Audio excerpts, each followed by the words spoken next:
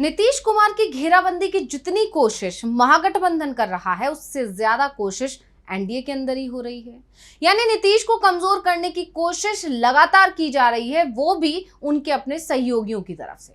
उनके स्वास्थ्य पर सवाल उठ रहे हैं। एक तरफ बीजेपी पर आरोप लग रहे हैं कि वो जेडीयू को कमजोर करने की कोशिश कर रही है।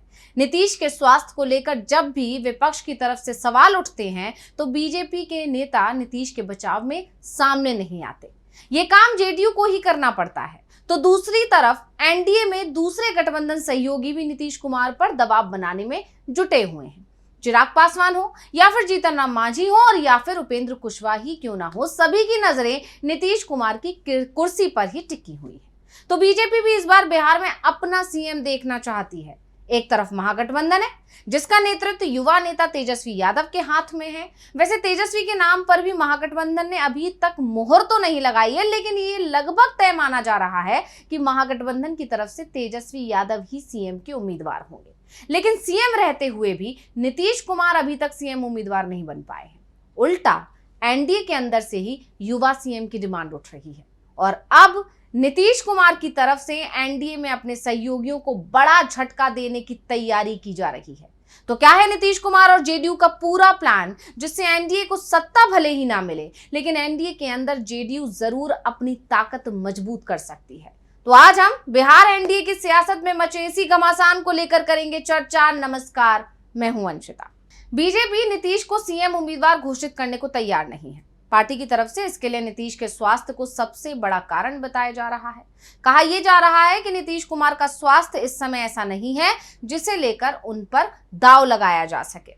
विपक्ष भी नीतीश को इस मुद्दे पर लगातार घेर रहा है। प्रशांत किशोर तो यहां तक दावा कर रहे हैं कि नीतीश कुमार अपने मंत्रियों के नाम तक नहीं बता सकते। उनका यह भी कहना है कि वो ये नहीं बता सकते कि किस मंत्री के पास कौन सा विभाग है।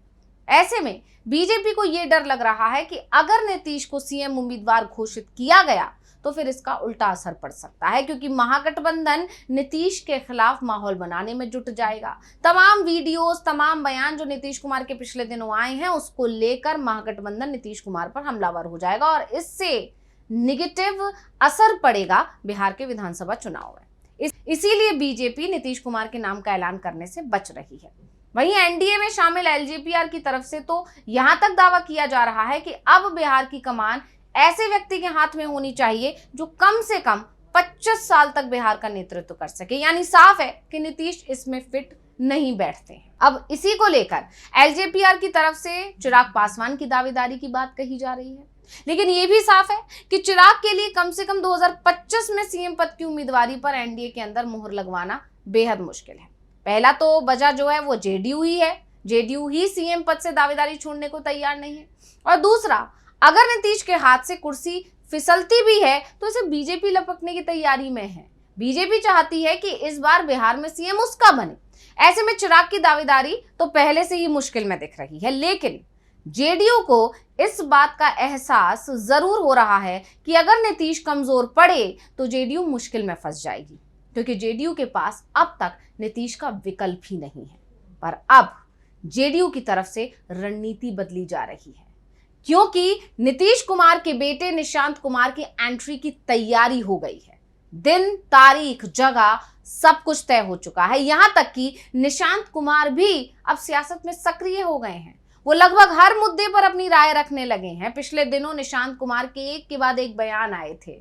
यहां तक कि उन्होंने बीजेपी आला कमान से नीतीश कुमार के नाम पर मुहर लगाने तक की अपील कर दी थी।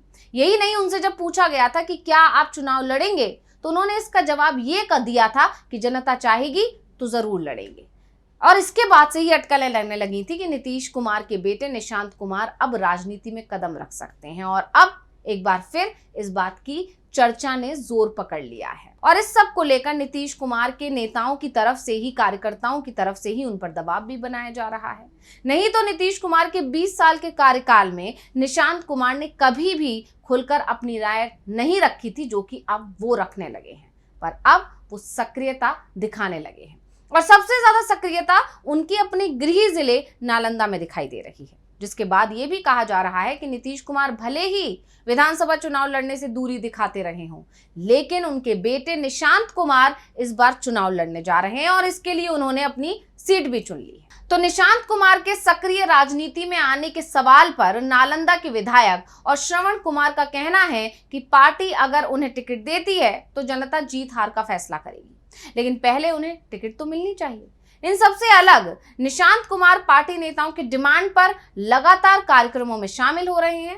वो पारिवारिक फंक्शंस और नेताओं के कार्यक्रम में भी शिरकत कर रहे हैं। यानी कहा जा सकता है कि पार्टी के बीच अपनी जो पैठ है उसे मजबूत कर रहे हैं।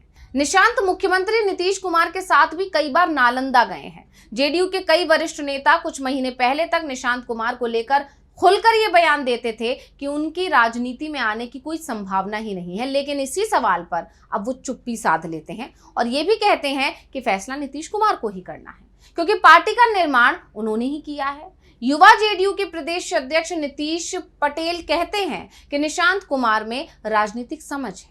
नीतीश कुमार की तरह ही उनमें भी विजन है। जब नवमी फेल राजनीति में आ सकते हैं तो इंजीनियर क्यों नहीं आ सकता। उन्होंने राजनीति को नजदीकी से देखा है। वो नीतीश कुमार के बाद पार्टी की कमान संभाल सकते हैं। यानी पहले जेडीयू के जो नेता ये कहते थे कि निशांत सियासत में नहीं आएंगे, वो अब ये कह रहे हैं कि निशांत नीतीश की जगह ले सकते हैं, क्योंकि उनमें वही काबिलियत है जो कि नीतीश के अंदर है। यानी जरूरत पड़ने पर निशांत जेडीयू के अध्यक्ष का पद भी संभाल सकते हैं और अगर एनडीए की सरकार बनती है तो सीएम पद भी संभाल सकते हैं। तो निशांत कुमार की जो सक्रियता है इस समय सबसे ज्यादा नालंदा की हरनौत सीट पर दिखाई दे रही है। कुर्मी बाहुल्य है ये सीट और निशांत के लिए बेहद सेफ मानी जा रही है, क्योंकि ये उनका पहला चुनाव होगा, यानी चुनावी डेब्यू होगा।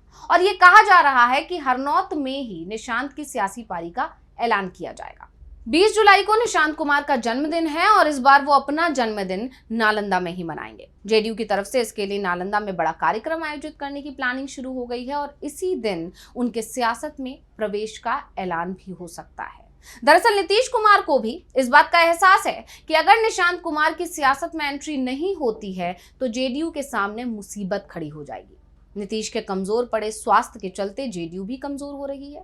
ऐसे में नीतीश कुमार को इस समय निशांत की सबसे ज्यादा जरूरत है और सिर्फ नीतीश कुमार को ही नहीं बल्कि जेडीयू को भी निशांत कुमार की अब जरूरत है।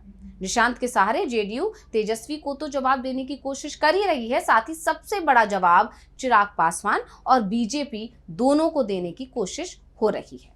तो निशांत की सियासी पारी का सबसे ज्यादा नुकसान बीजेपी और एलजेपीआर को ही होता माना जा रहा है। बीजेपी जो जेडीयू को कमजोर करने की कोशिश करती दिख रही थी, यानी कि पूरी तरह ये दावे किए जा रहे हैं कि बीजेपी जेडीयू को खत्म करने की फिराक में लगी हुई है और उसकी कोशिश पटरी से उतर जाएगी अगर निशांत कुमार की एंट्री हो जाती है राजनीति में तो। और इसके अलावा चिराग का युवा नेता का जो दाव है वो भी पूरी तरह पिट जाएगा और इसीलिए बीजेपी में निशांत कुमार की एंट्री की चर्चा भर से टेंशन बढ़ गई है। इधर चिराग पासवान भी बौखलाए हुए नजर आ रहे हैं, क्योंकि ये माना जा रहा था कि एनडीए के अंदर अभी कोई युवा चेहरा नहीं है। ऐसे में चिराग पासवान को युवा चेहरे के तौर पर प्रोजेक्ट किया जाएगा और इसी के चलते चिराग पासवान और उनकी पार्टी सीएम कुर्सी अपने पास आने के सपने भी देख रही थी। लेकिन अब निशांत कुमार की अगर एंट्री होती है तो ये सारे सपने चकनाचूर हो सकते हैं। तो ये रिपोर्ट आपको कैसी लगी हमें कमेंट करके अपनी राय जरूर दीजिएगा। इसी के साथ मुझे दीजिए इजाजत। देखते रहिए डीवी लाइव। नमस्कार।